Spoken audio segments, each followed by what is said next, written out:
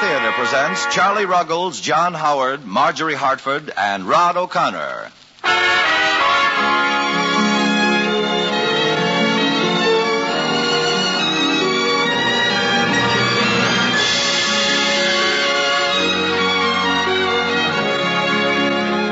From Hollywood, the Mutual Network, in cooperation with Family Theater, presents God in a Red Scooter, starring John Howard, Rod O'Connor, and Marjorie Hartford.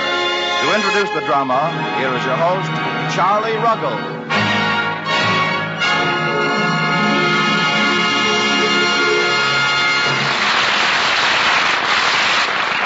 Thank you, Tony Loprano.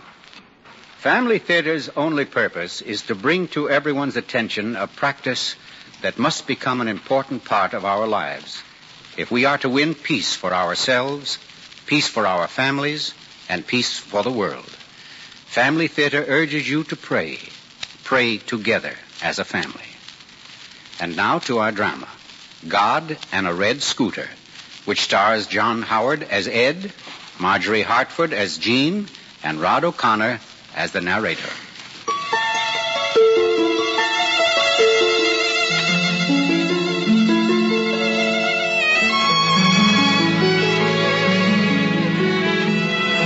Sleep is beautiful. Sleep is a soft hand smoothing the frowns and frets on the tired faces of men. Sleep is a mother hand rocking the cradle of the world, rocking it softly, rocking men and women and all the little children to sweet silence and peace. That's what sleep is. And do you want to know something? I pity the man who does not know how to sleep.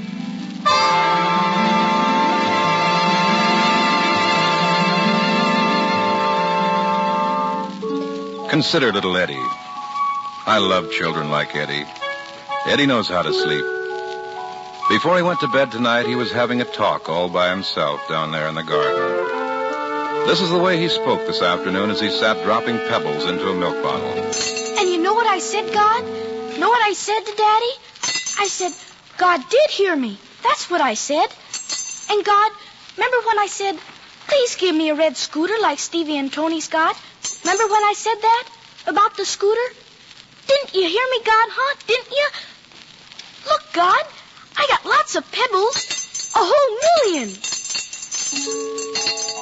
See what I mean? See why I love little children like Eddie? He wanted a red scooter. He went to sleep dreaming of a red scooter. And did he get the scooter? Well, I shall have to tell you the whole story. In a manner of speaking, the story begins with grapes. From this hill, you get a pretty good idea how it looks, Jeannie. The vines are beautiful, Ed. Nice, dark green. Here, let me hold Eddie for you. Well, be careful of his back. He's so wiggly. I got him. Is that our land all the way down to the road? Straight clean to Route 99. That's 26 acres of good grapewood, Jeannie. Don't it make you feel kind of glad just to look at it? Uh-huh. It almost makes you want to laugh and cry, Ed. Standing here like this, looking down on our own land. Oh, it's nice to own something. Yeah. Cost me plenty of jack, too. But it's worth it. When'll the grapes be growing, Ed? Oh, 3 years. Takes at least 3 years. Seems so long to wait. I mean, you'd think they'd just pop out. Not grapes, Jeannie. You got to build up grapes. You got to work a vineyard. Then after 3 years, you know what it's going to be like down there? What? They're going to be out there on the wire trellises, those grapes. They're going to be hanging thick and heavy near the redwood stakes. And when the harvest comes, we're going to be packing in well over 200 tons of the best red Empress in California. It's almost like a miracle, Ed. Yeah. Eddie will be 3 years old when we start picking our grapes. Uh-huh. He'll be walking. Yep. Takes time for kids and grapes to grow.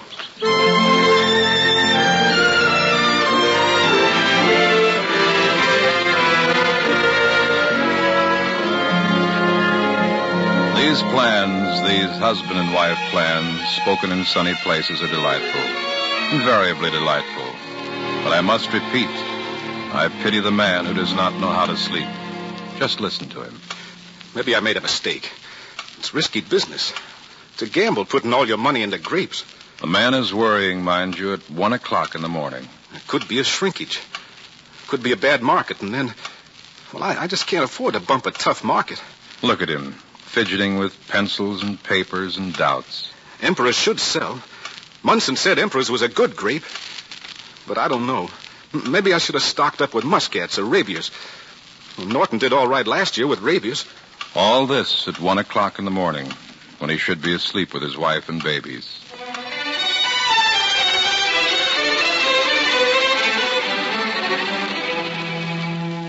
You'd think the gentleman might allow himself the gentle privilege of getting tired. At least by 1 o'clock in the morning, you'd think he might yawn and go to bed. Why doesn't he stop fretting? Why doesn't he relax, poor fellow? I pity the man who does not know how to sleep. You're not getting enough rest, Ed. Now, don't start fussing again, Jean. Well, you know what the doctor said. All this worrying will only worrying make you... happens to be part of a grape deal. Besides, a fella's got a right to get excited over his first harvest. We're picking in 3 weeks. But you're losing weight. And, Eddie, grapes aren't everything. Not if you're going to keep losing your health and everything. That's what's worrying you? Yes. Well, look, Jeannie, I'm trying to figure this out. Maybe 15, 20 years from now, well, we'll want to take it easy. We'll want a better house than this. And the kids, well, they got to get an education. College. Every kid we have goes to college. And then maybe someday, you and me, we'll take a trip, Jeannie. All the way to Holland, maybe. You always said you'd like to see kids in wooden shoes. Oh, it's so nice to hear you talk like that, Ed. All right, that's the picture. Now, do you know what's painting that picture? What? Grapes. See those grapes out there tonight? I put 4 years into them, and every cent we own is in those grapes. And right now, this minute, I figure we got over 230 tons on those vines. Well, they'll be ready for the lug boxes in 3 weeks. Now, if anything goes wrong with those grapes, Jeannie, well, it's going to put an awful big dent in things. Nothing's going to go wrong with the grapes, Ed. Well, a lot of things can go wrong with them. The trouble with you, Ed, is you haven't got enough faith in God. Now, don't go into that again. Well, maybe if you'd get down on your knees once in a while, instead of... Listen, Jeannie, will you do the praying and let me look after the grapes? Will you?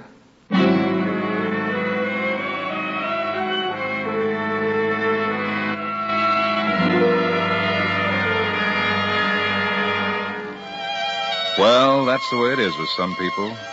Their heads are forever spinning plans and projects. You'd think Edward might have a little more confidence in me. You'd think he'd stop worrying for the space of a quiet sleep and let me look after the grapes. For I do have a way with grapes, with vines and branches. Understand me, I'm not against plans and projects. I find no fault with the sweat on a man's brow, for labor is a magnificent and courageous thing. I'm talking rather about something that is more courageous than labor.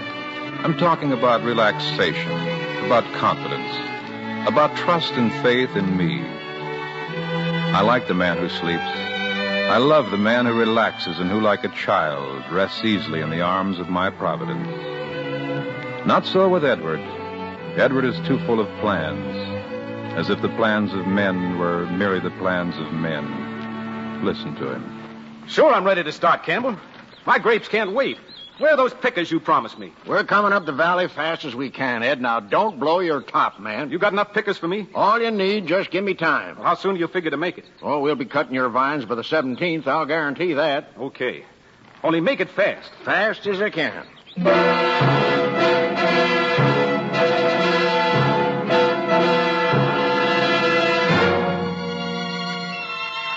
Now, I like vineyards.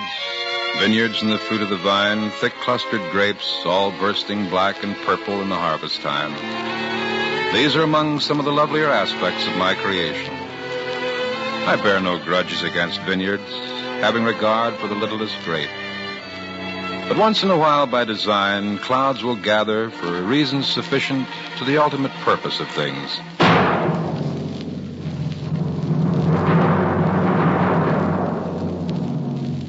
I gather a breeze at Burbank and scoop a cool breath off the high Sierras. Northeasterly, my gales go playing with canyon dust in the sea sands at San Diego. And quite suddenly, quite perceptibly, there's mist in the Midlands and in the valley of San Gabriel. And out around the mountains and down from the mountains, down around the flatlands of San Fernando. Nor is it any surprise that there is mist also in the eyes of a woman in Fresno. It won't rain, Ed.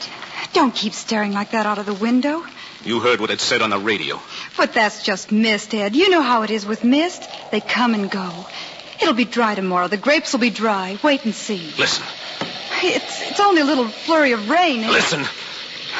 God won't spoil everything by letting it rain now, Ed. I know he won't. Oh, God, don't let it rain.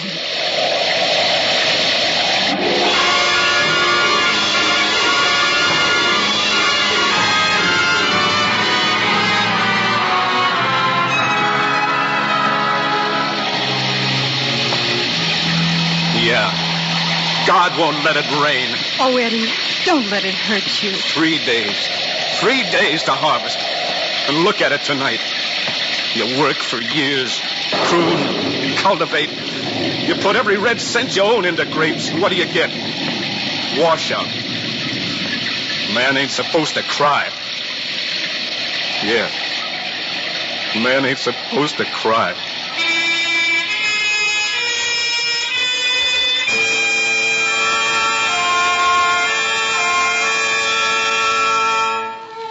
Believe me, I hold no grudges against vineyards. I like vineyards. But more than all the vineyards in the world, I like man. I love man. I know man well, yet never do I cease to wonder at him. He's capable of so much, of kindness, of charity, and of sacrifice. And yet so often he's incapable of hope. All things you can ask of him at times save this, a little faith, a little confidence. It was so with you, Edward. It was so with you those nights. But Tony and Steve's got scooters, Mom. Yes, I know, Eddie. But you don't want a scooter. I want a red one. Maybe on your next birthday you'll get one. But Tony and Stevie's got scooters. Oh, now, no baby stuff. You're a big man now. You just pray to God, and next year he'll send you a scooter. God send me a scooter tomorrow like Stevie's got. A red one. I don't want to wait till next year, God. Hurry up and send me a scooter. Did he hear me, Mom? Hello, Ed. Daddy, did God hear me? What are you talking about, Eddie? I asked God to send me a scooter. Did he hear me on account of it's my birthday tomorrow? I wouldn't know, Eddie. I wouldn't know too much about that. It's a red one. Tired, Ed? Maybe God left it in the yard already. Have you been giving him ideas about birthday presents? He's been asking for that scooter for over a year, Ed. You know that. Well, tell him to stop asking. Ed, you've changed so much lately. Sure. I know enough now not to go around asking God for scooters. Maybe I should ask him for a rebate on 26 acres of slipskins. Supper's ready. I saw Campbell today. We're ready to pick in a week. My second harvest. It'll be a good harvest, Ed. Maybe. But I'm not counting grapes till I get them off of the vine. I'm only banking on red emperors, Jeannie, not red scooters.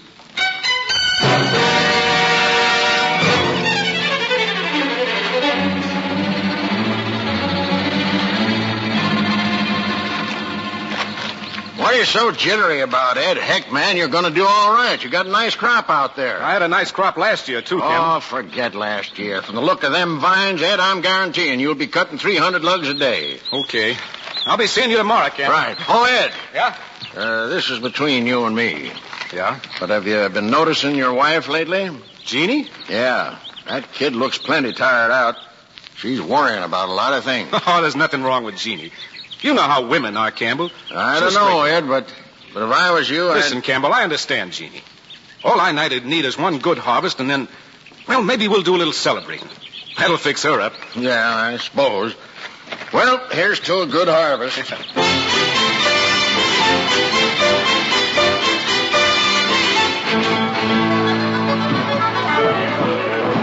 at those grapes piling up, Campbell. Those are big lugs. Swell crop. I'm going back home and pick up Jeannie and the kids. I'm going to set them up there on that hill and let them look at a real harvest. That's worth looking at, ain't it, Campbell? You bet.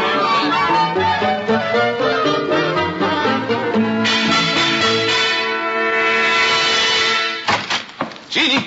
Oh, Jeannie, I got a surprise for you and the kids. I wonder if she's lying down again. I knew I'd find you in here, lazy bones. Jeannie, I want to take you and... What's the matter, Jeannie? Tired, Ed. Well, you don't look good. You don't look good at all. Maybe I better get Doc Hanley for you. Wait a minute, Ed. It's funny.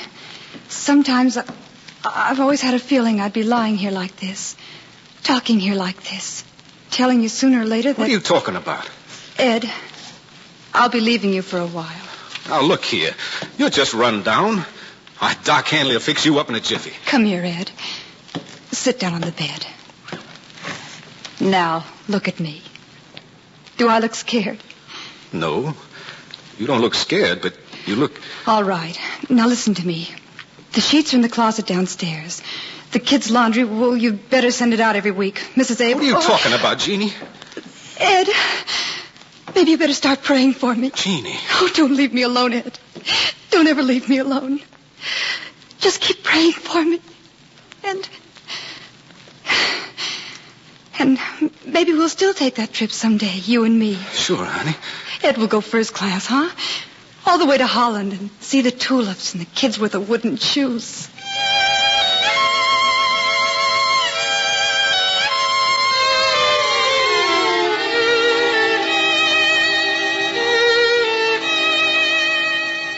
What about it, Doc? Far as I know, and remember, I'm only one doctor, there's nothing much that can be done for Jeannie, Ed. All right. I'll get the best specialist in this country if I have to. Go right ahead. By the way, you can go in and see her now. She's conscious again. Well, thanks, Doc.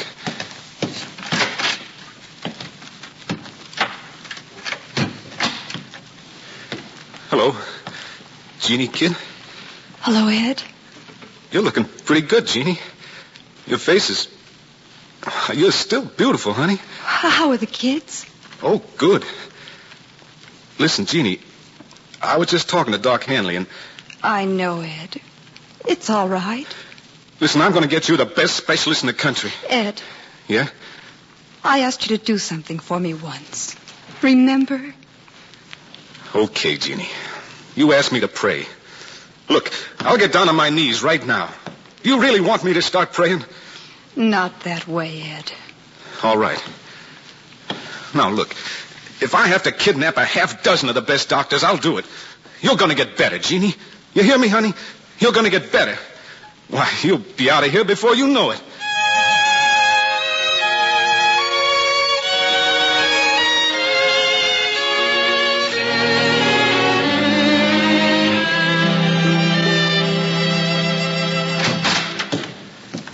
Excuse me for barging in like this, Doctor.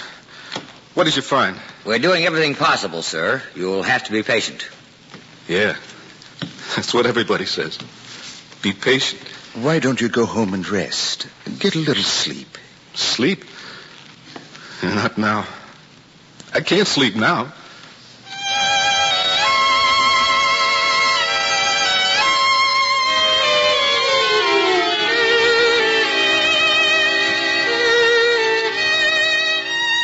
Are you listening, God?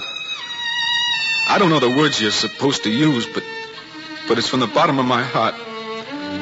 I'm praying for Jeannie, my wife. I can't lose her, God. Not now. We got kids, God. We got 3 kids, and we're trying to make a go of it with grapes. You gotta hear me, God. You gotta make Jeannie well. Please, God. Please. I'm asking you from the bottom of my heart.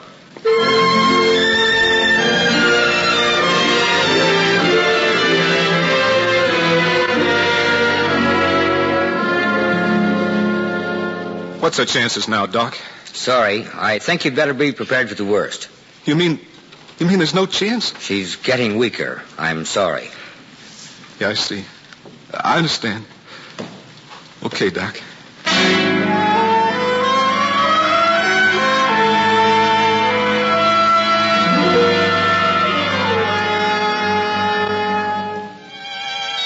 What's the matter, Daddy?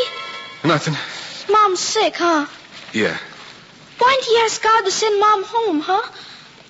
Want me to ask God for you, huh, Daddy? Well, maybe God's got cotton in his ears, Eddie. Cotton? Yeah. You can't hear so good with cotton in your ears. He can hear me. That's so. Yep.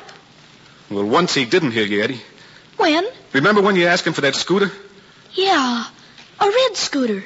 Well, God didn't hear your prayers then, Eddie. Yes, he did. God did hear my prayers. Hey, come over here. Up on my knee. Now, what did you say? I said God did hear my prayers. That's so. What did he say to you? God said, he said no. Sometimes God says no, huh, Daddy? Yeah. What's the matter, Daddy? What's the matter, huh? Hello? Is this the residence? Yes, Doc. What's the news? Well, we wanted to let you know that... Doc! Doctor! Operator, I've been cut off. Operator, get me Mercy Hospital. Why, the line's dead. You go out and stay in the garden with the kids, Ed. I gotta go to Mom.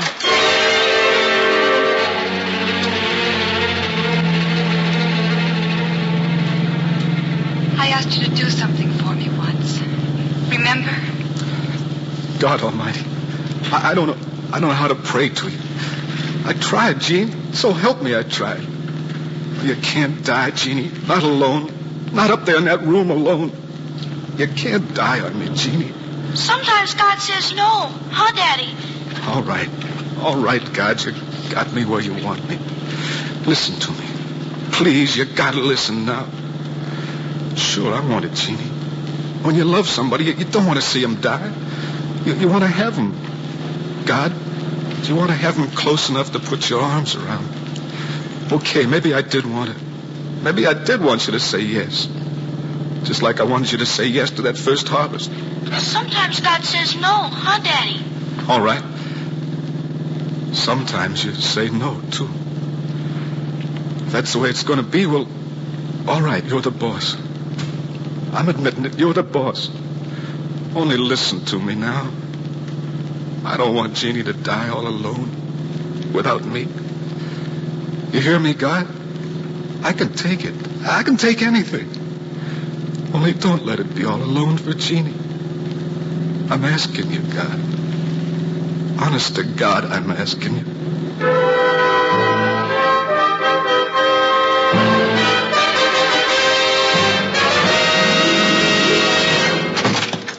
Jeannie! Hello, Eddie. Well, you're not... Oh, what's the trouble, Ed? Well, you're smiling at me, Jeannie. You're looking at me. You're talking to me. I'm really feeling much better today. Come and put your arms around me. And stop looking like a baby. Oh, Jeannie. Maybe God is saying yes, Jeannie. Maybe he's saying yes.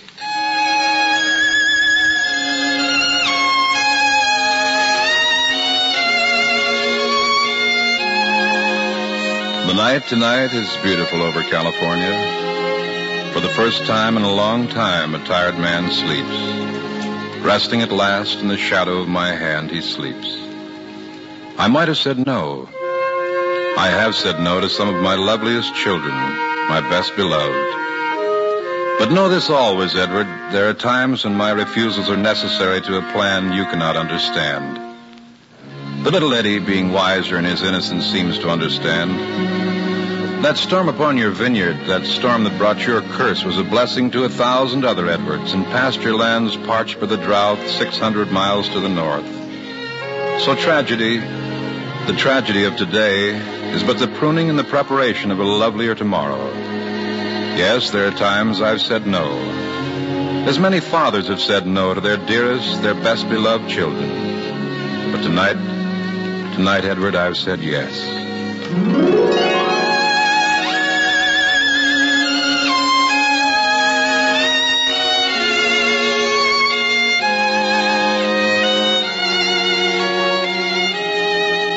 O night, rest lightly on the tired eyes of the man. And concerning Eddie, 5 years old, listen to him mixing his prayers tonight. Our Father, who art in heaven, the Lord's with thee, and blessed is the fruit, and give us this day our daily bread, and ever, amen. And send me a scooter like Stevie's got. I tell you, I've seen all the beauties of my creation. But there's nothing so beautiful as the small face of a child, the small lips of a child fumbling with prayer, getting it mixed up, getting it tangled and sweetly muddled with sleep. Listen to it. A red scooter. Oh, God. And all the while, the soft fingers of sleep are smoothing his eyelids, closing them easily. A red scooter. Oh, God. All right, Eddie. It'll be a red scooter. I've willed it, Eddie. A red scooter. Now, sleep, Eddie. Sleep.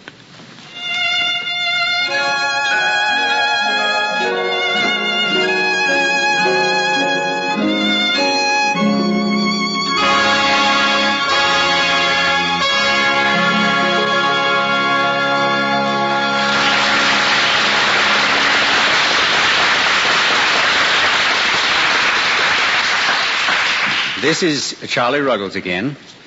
Once there was a farmer, and it happened that half of his land was very good for farming, while the other half gave him no yield at all because it was on a mountainside. And this was a great cause of worry to the farmer. So one night he got down on his knees and he prayed very hard. He prayed that God would flatten the mountain and make it a nice green pasture so that he might use all his land for planting. When the daylight came and the farmer looked out of his window, the mountain was gone. And before his eyes were acres and acres of green meadow. God had given him exactly what he had asked for. And for a time he was delighted. But when the fall came and brought its winds, the mountain which had served as a windbreak was gone. And the farmer's barn was blown down. And when winter came, the rain caused his grain to mildew because he no longer had a barn in which to store it. In the spring, he had nothing to plant because the rain had caused even his seed grain to spoil. When summer came, there wasn't any drinking water because there were no more melting mountain snows to feed the rivers, and so the rivers had gone dry. Now you see how much better off the farmer would have been if God had said no to his prayer. We are like the farmer in some ways. We sometimes pray for the wrong things, too. And when we do, thanks be to God, we generally get a no answer. But there are intentions for which we may all pray that are right. And one of them is world peace, unity in the family of nations. If the families of the world would ask God, all of them, for that, which would be for the eventual good of all mankind, then he could not help but say yes. It's a good intention toward which to work. And when you do, pray together as a family, and you'll be accomplishing something else, too. For the family that prays together stays together. More things are wrought by prayer than this world dreams of.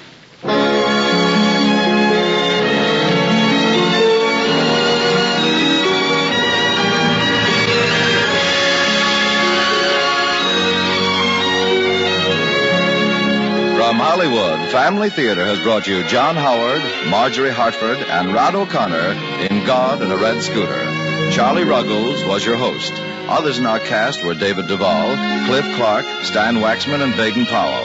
The script was written by Timothy Mulvey, with music composed and conducted by Harry Zimmerman, and was directed for Family Theater by Joseph F. Mansfield. This series of Family Theater broadcasts is made possible by the thousands of you who feel the need for this type of program, by the Mutual Network, which has responded to this need, and by the hundreds of stars of stage, screen, and radio who give so unselfishly of their time and talent to appear on our Family Theater stage. To them and to you, our humble thanks. This is Tony Lafrano expressing the wish of Family Theater that the blessing of God may be upon you and your home, and inviting you to join us next week when Family Theater will present William Bendix, Harold Perry, and Nancy Gates in The Fable of the Perfect Princess. Join us, won't you? This is the Mutual Broadcasting System.